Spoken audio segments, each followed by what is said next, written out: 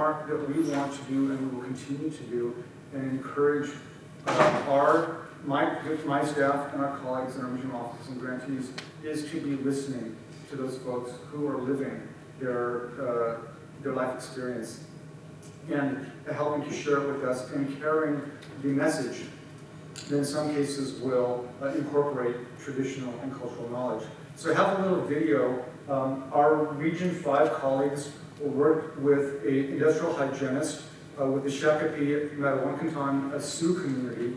And this industrial hygienist, Simeon, has gotten really excited and focused on, in their tribal community, bringing safer chemical products and safer choice to improve the health and well-being of his community. And so we did an 11-minute training video about safer choice and what the program is and connecting it to their cultural touchstones. So I'm just going to play the first 4 minutes of it so you can see that. And if you want to see the whole 11.5-minute training video, I'd be happy to share it with you as well. So I'm going to switch over to YouTube because Gina's shared, we're still trying to figure out some of the technology. The introduction is from Janet Hoff, who's our Region 5 colleague, and then Simeon picks up the narrative sooner after. So let's hope we can. Hi, my name is Janet Hoff. I work for EPA in the Region 5 office.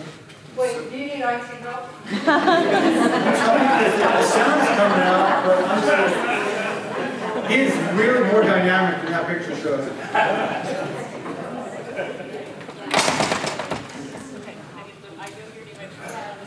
Shrink the presentation. Yeah, you want me to, I'm just going to zap out of the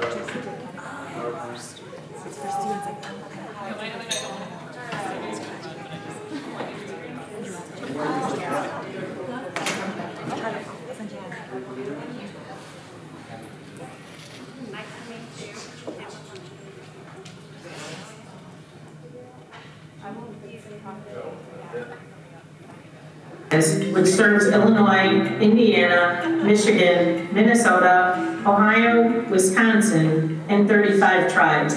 It is my pleasure to welcome you to this training on why and how you can choose safer cleaning products. EPA Region 5 is grateful for the partnership of the Shakopee Madawakanton Sioux community in bringing this training to life and increasing awareness about the human health and environmental benefits of using safer products. With that, I'll turn it over to our host, Simeon Matthews. It's good that you all came here. My name is Simeon Matthews. I'm the industrial hygienist for the Shakopee Madawakanton Sioux community. In my position, people often ask me about new products they're considering. Will it be safe for our staff? Will it be effective? Will it be environmentally friendly? We all want what's best for ourselves and our families, and we want what's best for the planet too. Grandmother Earth, or Unchimaka in the Dakota language, provides the clean air we breathe, the clean water we drink, and up until the Industrial Revolution, the natural ecosystems of Unchimaka were able to keep our climate in balance.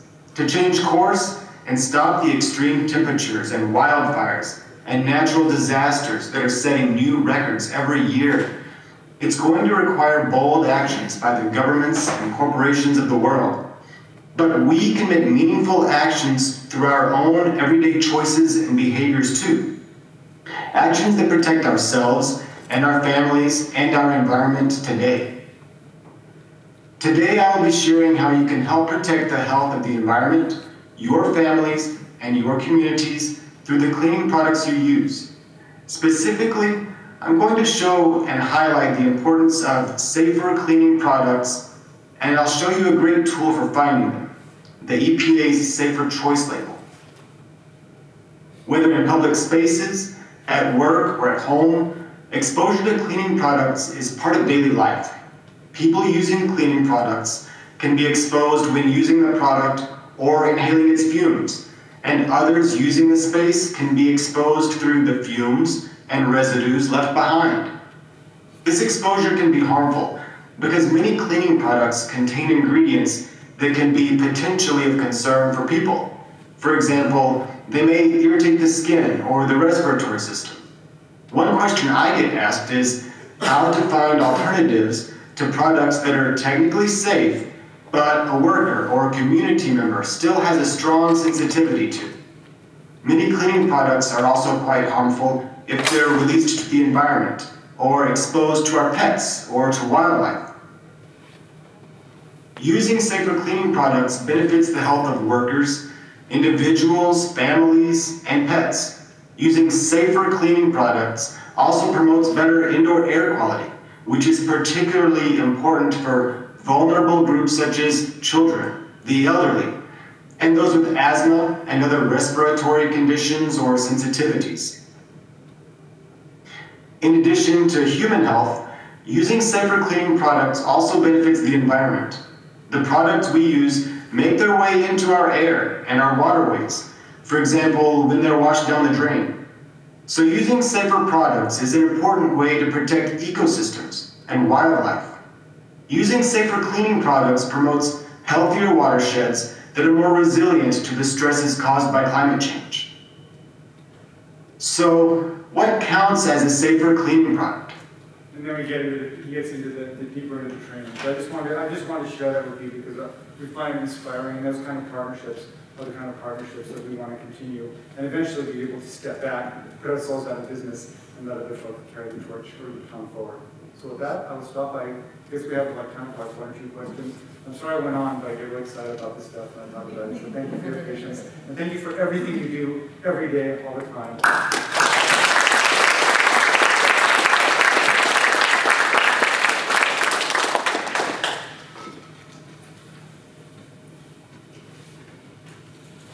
Where's Hugh? I know he's got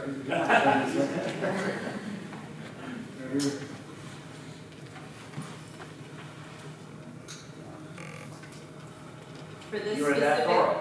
video, where do we find that? I can share the link. I sent the link to Capcom. How about if we put it on David's presentation, which all of the presentations will be posted on the agenda, not next week, but the week after that.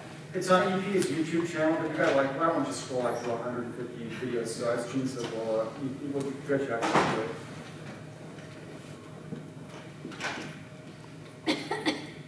All right, well, I'll ask you. please.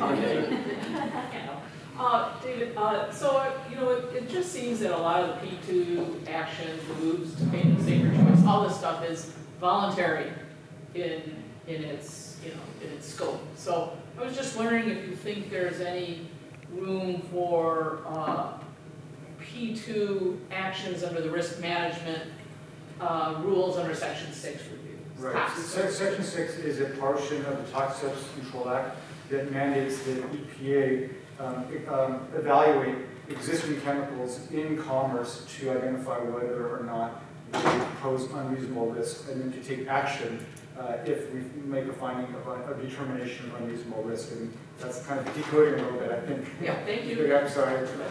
Some of us are like, we forget about, I forget about, all the acronyms and all the ways that we approach it. Great question. We actually, the EPA and the administration did propose for the President's 2024, fiscal 2024 budget, a grant program to help companies, small companies, transition to safer chemical platforms for risk management activities that we're taking under the Toxic Substance Control Act. So it's using basically identifying those unreasonable risks and then saying we have to fix those. But it can be really hard for small and medium-sized companies to take those steps. The market, I'm an economist, they're not to tell you that the market doesn't solve everything. So the idea is that we have a grant program to help do that. We don't currently, and that's a proposal for the future president's budget. So what we've also seen is certain of our pollution prevention grantee partners and collaborators are getting out in front of that with their grants. And so we've seen some grants to work on solvent replacement. Some other folks have looked at other kinds of alternative chemical replacements or substitution, or a production system that gets out of the need to use a toxic chemical anyway. So one of the grantees in Region 2 was working out with a small company, Gillette. But for those of us who shave with Gillette razors, they use, when they do that metalworking to make those little small razors, they're using metal cutting, the cutting fluids and oils to lubricate the machinery, and then they used to use chlorinated solvents then to wash off that grease, dry it out, and then package it. And they're using and disposing of a lot of spent toxic solvents mixed in with those oils. They invested, cost them I think about $10 million, but they're Gillette, right? So they invested in basically like, you know, those warm air things that they have in bathrooms instead of using paper towels. They made a massive one that blows hot air across those blades when they come out. So they completely eliminated the use of solvents, you know, in the manufacturing of those Gillette blades. That's just an example that I raise that because people ask, well, are you just going to substitute one toxic chemical for another toxic chemical? We hope that we focus on a less toxic or a non-toxic alternative, but there can be there can be new production systems that obviate the need to substitute chemicals. So I just raise that as a food for thought, and to think about, you know, when might we actually change our story completely to be more sustainable. Yeah, hi, David. Alicia Culver from Responsible Purchasing. Nice to meet you in person, Kylie. Yeah, we've been on the phone a number of times, right? Yeah. So states and local governments are often the entities that are to be doing this research and technical assistance out to the businesses, but many of them are just getting started and haven't even figured it out for themselves. I'm just wondering, is there any conversation about providing grant programs that can help states and local governments to develop their green purchasing programs, and especially at the state level, because the states have cooperative purchasing programs that all the local government, school districts, and universities can utilize. You can get a lot in one, a lot of bang for the buck. So any thoughts about how to help the states develop their own things so that then they'd be better positioned to help? So one of the great questions, a couple of different opportunities in that space. One is that we saw a number of grant applications, and some of you may have submitted them, where the state or tribal organization that's eligible for a state and tribal assistance grant partnered with or is partnering with a community organization or municipality in a number of cases, and actually a lot of cases of the applications that I reviewed, and I reviewed all of them. And it was really interesting and exciting. It takes some work to form those partnerships and relationships. So that can be an evolutionary process. And one of the questions that came up is, can you give more time after you issue your request for applications to allow entities and organizations to form those partnerships? 30 extra days, 60 versus 90 days. For some folks, it's going to be too short, but we are planning on extending the application period after the publication of the next round of request for applications to allow for more of that space of building these partnerships. The other thing is, how can we provide resources directly to municipalities or some of those other organizations that would complement state expertise. Our authorization of the bipartisan infrastructure law is focused only on that section of the Pollution Prevention Act that is associated with the state and tribal assistance grants. That said, I've had a number of conversations, and I'll continue to have conversations with one of my counterparts, who's the director of the Office of Environmental Justice at EPA, who under the Inflation Reduction Act received almost $3 billion for community-based grants to focus on EJ. Now, there's a lot of different EJ issues and opportunities that they're going to pursue, but we talked about making it available and an option for a potential grantee at a community level to focus on P2 and develop some of that capacity at the community level. So there's a couple of ways that could happen. I'm sure there's other ways that people may have ideas that we could be thinking about for future rounds of grants, and just continue to try to build out a broader landscape of practitioners and supporters in source reduction and sustainability. David, what the finance piece that you were telling us about, could you say just a little bit more about what exactly how exactly we can access that? So we had a few workshops that you can go through and watch, but that's basically and that's on our Environmental Financial Advisory Board website to see what some of the discussions were about. But really kind of boiled down to there's different aspects of financing. There is understanding technology risk for new technologies, and most loans, depending on loan structure, We had a conversation initially with folks who said, well, why don't you just do what USDA or the Department of Energy does, is provide a loan guarantee. Well, if I had $50 billion, that I could do that like in a split second, but we don't have that kind of money to do loan guarantees. So when we start to talk about how do you de-risk or reduce the risk of a loan so that a traditional financial lender is willing to make that loan at a reasonable interest rate, perhaps for a technology or a P2 platform that they're not familiar with, what kind of research, what kind of information, what kind of documentation would be necessary so that the bank or the lender, who then goes to their lending insurance, the reinsurance market, that they can get insurance essentially on their loan portfolio. There's a bunch of pieces and documentation through information and information consolidation that can help reduce the perceived risk of a P2 loan that can then bring the affordability into a place where the economic benefits of that pollution prevention practice then services that debt. Like you see in renewable energy, like there's power partnerships, that finance solar installations with the energy savings. Well, that's great, but that pollution prevention can sometimes be a little more complicated than that. And so we're trying to basically replicate a model where the savings from pollution prevention and source reduction then service those loans so that you can buy down those costs. There are community development finance institutions that can help then provide, in some cases, some partial financing that again reduces the cost. So there's different ways to package up different pieces. And that's really the long answer to a short question, Jean, is that there's a whole landscape of finance that a lot of us, including me, we're unfamiliar with. And when we talk to the people who are in that industry saying, you can tout all the environmental benefits, but if somebody's lending money and they want to make sure that the money gets paid back in a timely way, we need to be able to develop documentation. Like the house, if anybody's bought a house or gotten a mortgage, and you got like that stack of underwriting papers, all things that you have to sign that you might read, folks like me didn't read.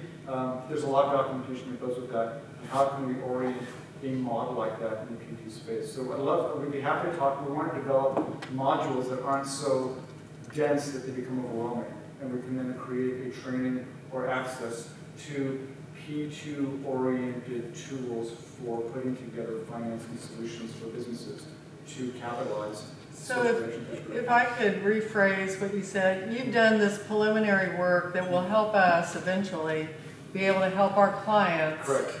get a loan because people don't understand P2 technology and the savings. Yeah. Thank you. Or what the business case is. Like in some cases, one of the things that comes up is the fixed cost of doing a loan, because they have to have a loan officer and they have to have an underwriting partner that does it. Anytime that they spend on that is what they get paid to do that, right? And so there's a fixed cost of a loan. The marginal cost, like what the Carrie and Ashley, as the leaders of that work group, were telling us, they don't work with loans for like less than $10 million because of the fixed cost. They don't actually start to make money as a financial institution to get to that point. And so if you have small businesses that may have annual revenue of like less than $1 million, how do you make that work? And so there's opportunities for things like bundling, securitizing, and creating intermediaries that will loan to similar facilities in an industry, getting back to kind of the notion of why sometimes industry or sector focuses can be valuable, is that there's a lot there that goes on. In some cases, it's just about not understanding the technology, but sometimes there's underlying economic phenomena that we have to address and figure out solutions for, which has happened in some cases, like I said, in renewable energy, there's a lot of bundling and securitization. That may or may not be applicable. It depends on the lending organization to source reduction, and so there might be different ways we can look at it. Again, long answer to a short question, but I think it becomes very interesting. We hear the reason we went to them is we hear time and time again that technical assistance providers working with businesses that say they had some great ideas, the insurance had some great engineering ideas, but they couldn't afford to implement them. So if that's the barrier, we're not going to fix everything in that regard, but there's things that we can try to solve with some of the tools that we have and with some of the wonderful assistance and voluntary activities that these experts are providing to us. So we're going to then develop using the hub into training materials and documentation. And we'll learn as we go too. We'll continue to refine it.